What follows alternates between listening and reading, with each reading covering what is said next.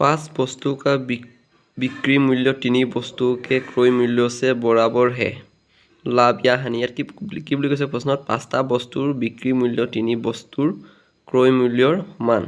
যদি এনেকুৱা ধৰণৰ প্ৰশ্ন আহে তেতিয়াহ'লে ইয়াৰ উত্তৰটো হৈছে x - y = y।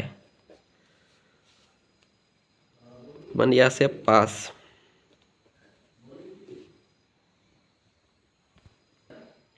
মাইনাছ আৰু 3 y কিমান 5 y ৰ জেগাত যোনটো আগত আছে এটো বহাই দিব আৰু x ৰ জেগাত যোনটো লাষ্টত 3 আছে এটো বহাই দিব। এতিয়া 5 ৰ পৰা 3 গলে 2 তলত 5 আমি 100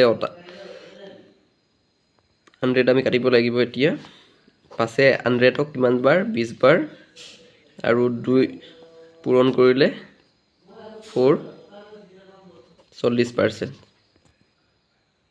এনেকৈ উলিয়াব লাগিব।